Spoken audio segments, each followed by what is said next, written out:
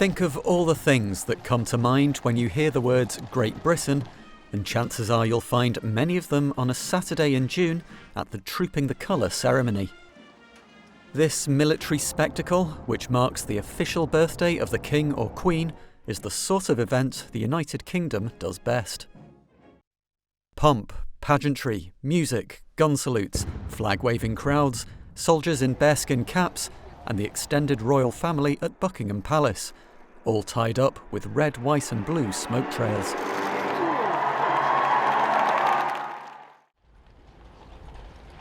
Trooping the Colour is believed to have started as a practice to ensure soldiers could easily spot their unit in the heat and chaos of battle. Different regiments of the British Army carried their own flags, or colours, on the battlefield. The colours used to be trooped in front of the soldiers every day to make sure they could recognise their regiment. The ceremony of Trooping the Colour is believed to have first been performed for King Charles II, who reigned between 1660 and 1685. It was first used to mark the monarch's official birthday in 1748, during the reign of King George II, and became an annual tradition under his successor, George III. But we were still some way off from the ceremony that we recognise today. Horse Guards Parade, on the opposite side of St James's Park from Buckingham Palace, wasn't used for Trooping the Colour until 1805. Further changes took place at the start of the 20th century under Edward VII. He was the first monarch to regularly receive the royal salute in person. It was also Edward who was responsible for the monarch having two official birthdays. The reason for this is a typically British one. Edward VII was born in November, but decided to keep the official birthday ceremony in May or June because the weather would be better. As it happened though, 3 Trooping the Colour ceremonies were cancelled during his reign due to bad weather. Finally, the parade has been held on a Saturday in June every year since 1959, with the exception of 2022, which was held on a Thursday during Queen Elizabeth II's Platinum Jubilee celebrations. Elizabeth attended every Trooping the Colour ceremony during her 70-year reign, with the exception of just one. In 1955, her birthday parade had to be cancelled due to a train strike. Number 10 Downing Street to review the latest developments in the railway dispute and to make plans for all emergencies. Elizabeth also witnessed 2 slimmed-down private trooping ceremonies in 2020 and 2021, configured to meet social distancing regulations during the COVID-19 pandemic. So, who's involved? Well, the Monarch of the United Kingdom, of course, who is also Commander-in-Chief of the British Armed Forces. The histories of the monarchy and the military are intertwined, dating back to times when the King was responsible for raising and maintaining an army. The King and other members of the royal family hold appointments and honorary ranks within the armed forces. Charles III has a close relationship with all 3 branches of the military. He received Royal Air Force training whilst he was at university, flying Chipmunk and Bassett CC-1 aircraft.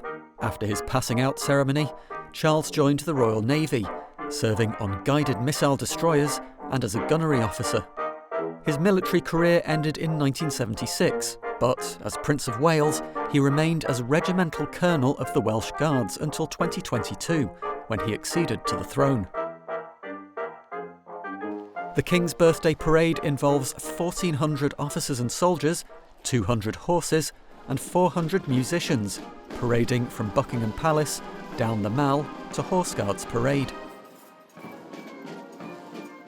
Horse Guards Parade was formerly the tilt yard of the Palace of Whitehall, which used to be the main residence of English monarchs until the end of the 17th century.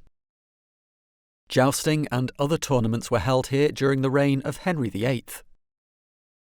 The Horse Guards building, on the eastern side of the square, used to be the headquarters of the British Army during the 18th and 19th centuries.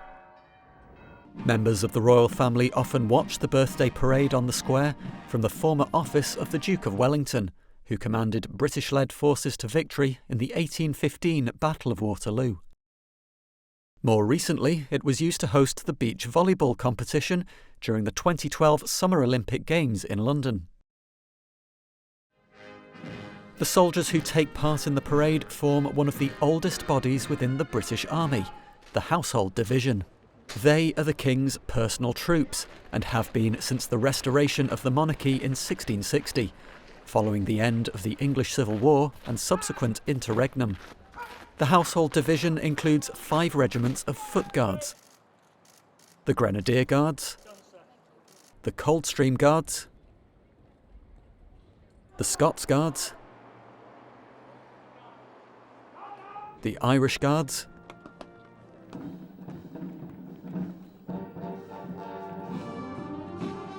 and the Welsh Guards. Only one colour can be trooped in front of the sovereign at the birthday parade, and so the 5 regiments take turns to do so annually. Soldiers are divided into 6 foot guard companies who form an L shape around the perimeter of the Horse Guards parade square. This is similar to a defensive formation called the hollow square, used in battle to protect the regiment's colour. The number 1 guard are called the escort for the colour.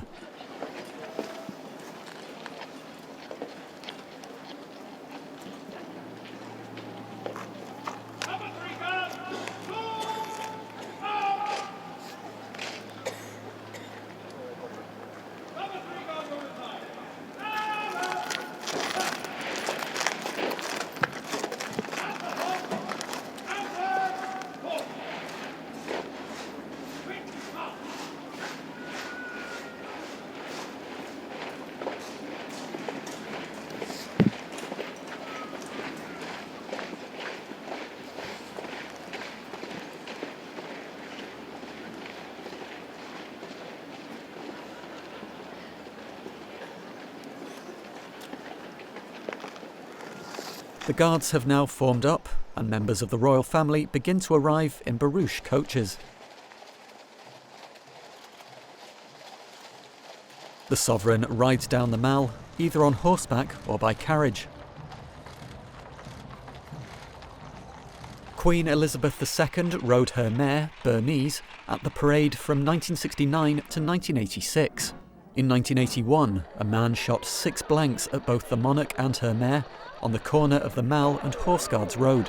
Burmese was startled, and it took the Queen's skills as a horsewoman to bring her under control. Both were unharmed. In 1987, Burmese was retired, and Elizabeth began travelling by carriage instead. Burmese subsequently joined the police part-time before being put out to grass in the fields of Windsor. Once you've ridden a horse of this calibre, all other horses pale into the distance. Another famous horse in the household cavalry was Sefton, a black gelding who was severely injured by an IRA bomb at Hyde Park in 1982, but recovered and returned to duties just 2 months later. He's a strong character, obviously. Extremely strong character, yeah. He retired in 1984 and died in 1993 at the age of 30. King Charles III debuted his mare Noble at the 2023 parade, his first trooping the colour as monarch. Born and raised in Ontario, the 16.2-hand Black Hanoverian was a gift from the Royal Canadian Mounted Police on the occasion of Charles and Queen Camilla's coronation. The King must have remembered his own words at Noble's first trooping the colour when she appeared restless. It took much of Charles's experience and skill to command her. The monarch is accompanied to Horse Guards Parade by the sovereign's escort, consisting of the troops of the Household Cavalry Mounted Regiment and the mounted bands. They all salute the colour as they pass by. The timing at this event is precise. The sovereign arrives at the entrance to Horse Guards building at exactly 11 o'clock.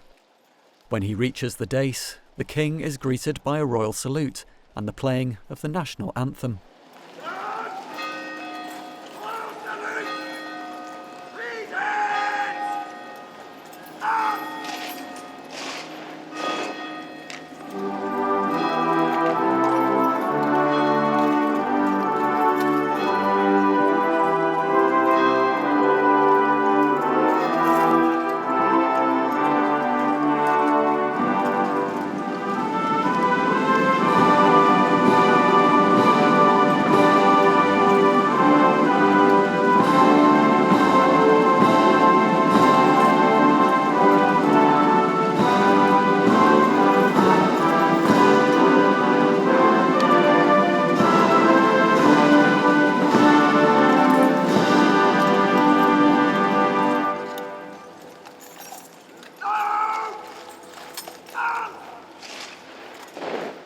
king then inspects the troops, wearing their full-dress ceremonial uniform of red coats and bearskin caps. The scarlet tunics originate from the Welsh Red of the House of Tudor. The bearskin caps were originally worn by the French Imperial Guard and then adopted by the Grenadier Guards after the Battle of Waterloo.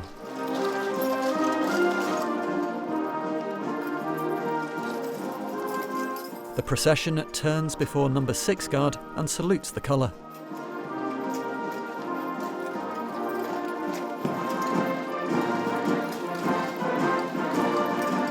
The sovereign salutes the king's troop during this inspection.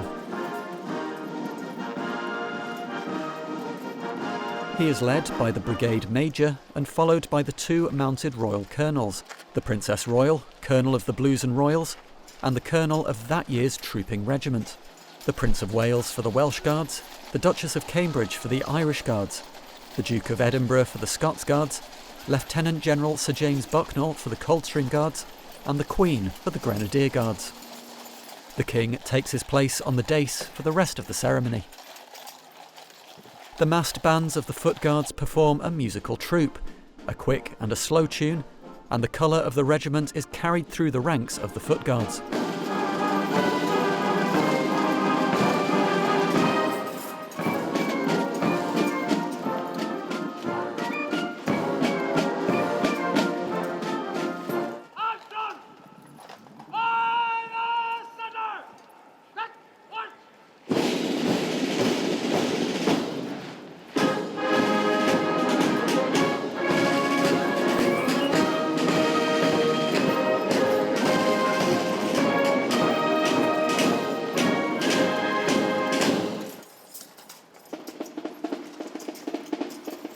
Next comes the drummer's call, the signal to the escort for the colour to march to the centre of the square and collect the colour.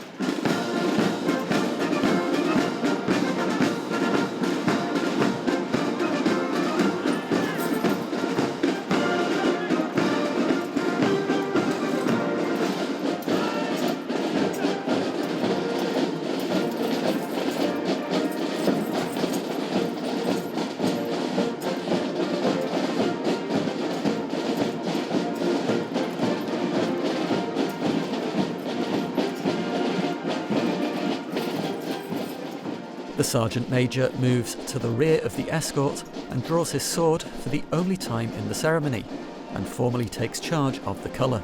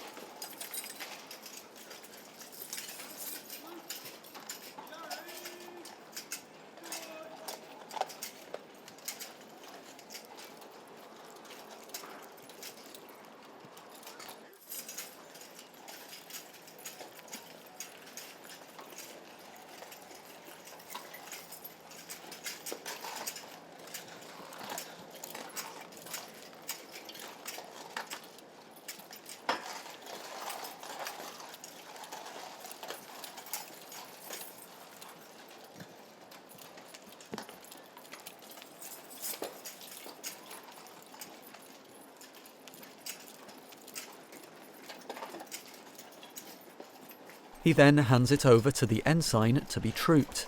This is the most significant moment in the ceremony.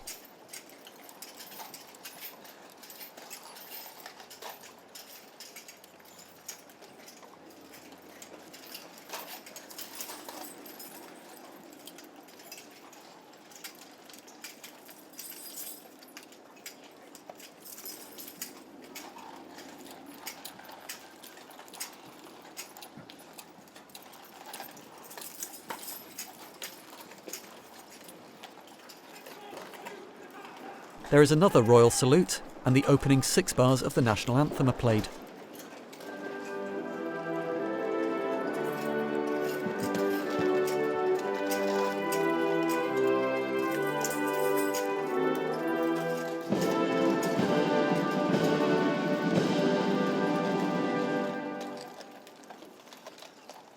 The escort for the colour, having taken possession, now becomes the escort to the colour.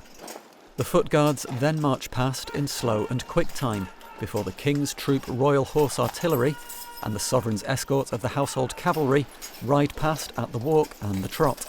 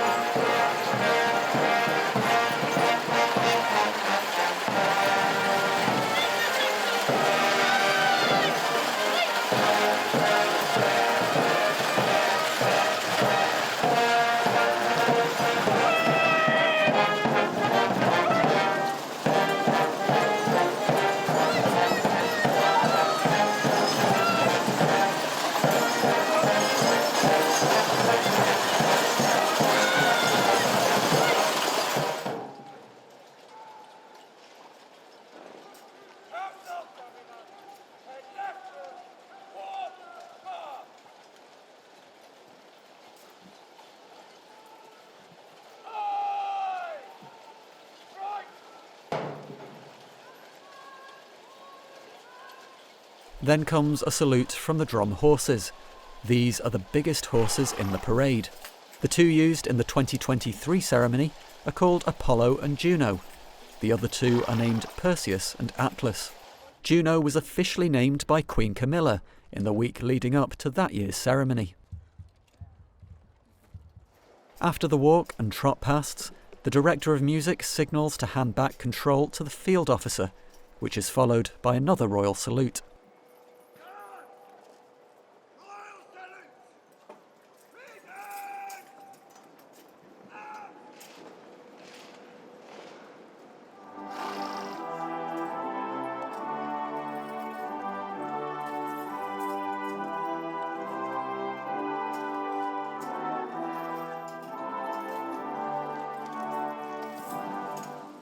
The field officer asks the sovereign permission to march off.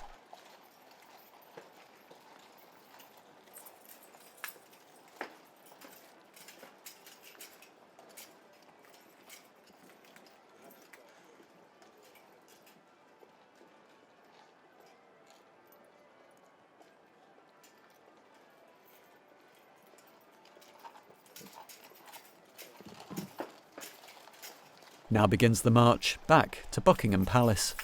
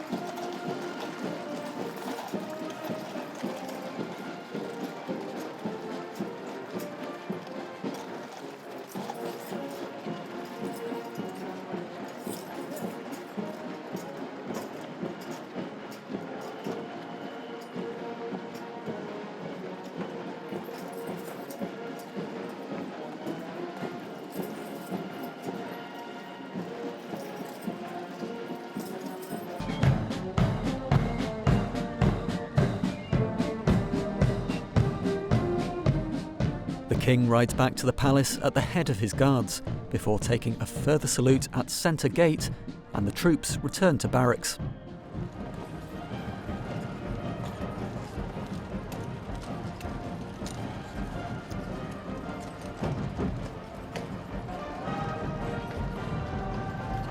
This formally marks the end of the parade, the guards having escorted the sovereign back to Buckingham Palace.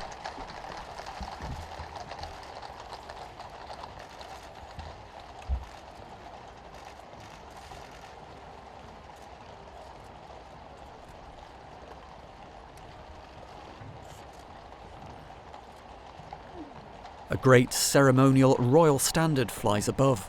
Measuring 11.6 by 5.8 metres, it is similar in size to a badminton court. It only flies on special occasions, including the birthday parade and also the annual Garter service at Windsor Castle. The crowds are finally allowed to surge down the Mall towards the gates of Buckingham Palace, where they will see the royal family appear on the balcony.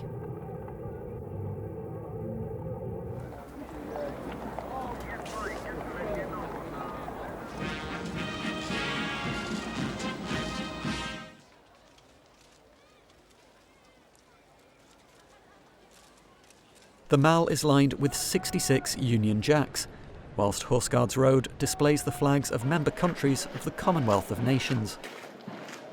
Meanwhile, a 41-gun salute is fired by the King's Troop Royal Horse Artillery from the Green Park, to the north of Buckingham Palace. Why 41 guns? Well, one theory says that the tradition of a 21-gun salute dates back to the 15th century, when 21 rounds would be fired from guns in a harbour to welcome an unarmed warship that had no hostile intentions. The Green Park is one of 8 royal parks in London, and an additional 20 rounds are added if it takes place in any of these parks. The salute takes 6 minutes to complete. Finally, at 1 o'clock, the royal family gather on Buckingham Palace balcony to watch a flypast. This is the Royal Air Force's time to shine, boasting an array of modern military aircraft. It also features a Battle of Britain memorial flight, comprising a Lancaster bomber flanked by Hurricanes or Spitfires, the aircraft used in the Second World War. A flypast was performed for the first time at Trooping the Colour in 1913 for King George V, by what was then called the Royal Flying Corps. The crown jewel in the flypast, and for many people of the entire day, is the Royal Air Force's aerobatic team, better known as the Red Arrows, who leave trails of red, white and blue smoke as they fly low over Buckingham Palace. But it is not just these 9 pilots who have their moment in the sun. It also gives the crowd below and the people watching at home a chance to see what antics the royal children get up to on the balcony.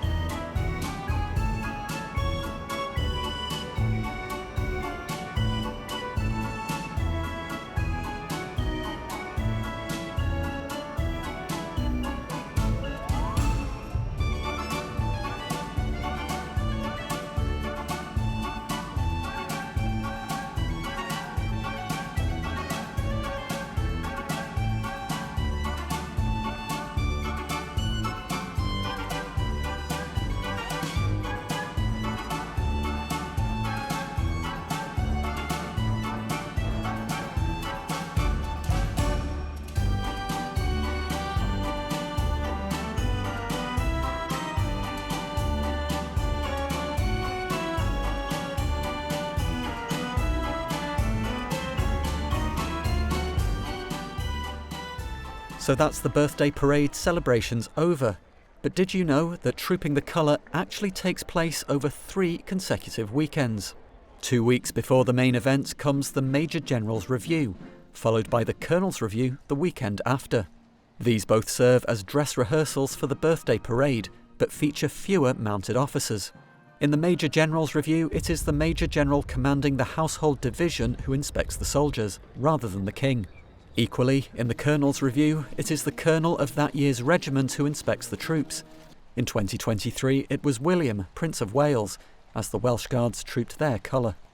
The ceremonies can take their toll on the soldiers involved, particularly when London's summer temperatures surpass 30 degrees Celsius.